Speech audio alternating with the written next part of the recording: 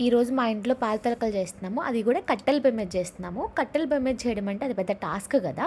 So, అది ఎలా చేస్తున్నాము? అసలు పాల తలకలు అంటే ఏమేమి వేస్తారు? ఎంత టైం పడుతుంది చూడండి. మనం జస్ట్ లాస్ట్‌లో తినడం వరకే మనకు తెలుసు కదా! బట్ దాని వెనకాల ఎంత పెద్ద ప్రాసెస్ ఉంటుందో చూడండి. ఫస్ట్ మనం పొయ్యి వెలిగించుకొని ఒక తపాలా అంటే ఏదైనా ఒక గిన్నె బౌల్ పెట్టుకొని దాంట్లో వాటర్ పోసుకోవాలి. సో, ఆ వాటర్ అని బాగా బాయిల్ అయ్యి మరుగుతున్న సమయంలో మనం యాలకుల పొడి చేసుకొని, బెల్లం పొడి చేసుకొని ఇలా పనులన్నీ చేసేసుకోవాలి. ఆ బెల్లాన్ని కొంచెం కరిగించుకోవాలి. అండ్ పాలు కూడా ఒక 2, 3 ప్యాకెట్స్ పోసుకొని దాన్ని కూడా కొంచెం కాచి చల్లార్చుకొని పక్కన పెట్టుకోవాలి. అండ్ ఇప్పుడు మనం వాటర్‌ని చూసుకోవాలి. అది బాగా మరుగుతున్న బాయిల్ అవుతున్న సమయంలో కొంచెం ఘీ వేసుకోవాలి. ఆ ఘీ ఏంటంటే జస్ట్ తాలికలు అండ్ సగ్గుబియ్యం అతుక్కోకుండా ఫస్ట్ మనం సగ్గుబియ్యం అనేది పోస్తాము. సగ్గుబియ్యం బాగా మరుగుతున్న సమయంలో మనం పిండి కలుపుకొని పెట్టుకోవాలి.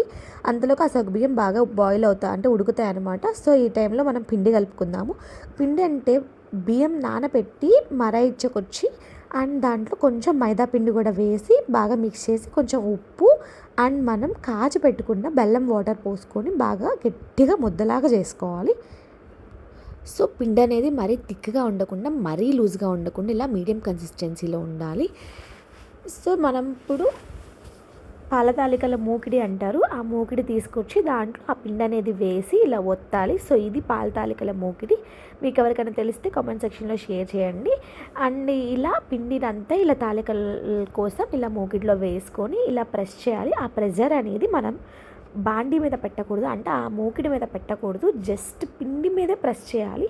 అప్పుడు తాలికలు అనేవి లోపలికి దిగుతాయి. మనం డైరెక్ట్‌గా మూకిడి మీద ప్రెస్ చేస్తే మూకిడి ఒకేసారి బ్రేక్ అయ్యి మన హ్యాండ్స్ కూడా ఆ హాట్ వాటర్‌లో పడే ఛాన్సెస్ చాలా ఉంటాయి. సో, అది జాగ్రత్తగా ప్రెషర్ అనేది పెట్టకుండా చేయాలి. లాస్ట్‌లో మనం కొంచెం పిండి ఉంచుకొని, ఆ పిండి కొంచెం ఇలా వాటర్‌లో మిక్స్ చేసుకొని లూజ్‌గా చేసుకోవాలి. బికాజ్ ఆ థిక్‌నెస్ రావడం కోసం ఆ పాల తాలికల వాటర్ అనేది లూజ్‌గా ఉంటాయి కదా! ఆ పిండి పోస్తే కొంచెం థిక్‌గా వస్తుంది.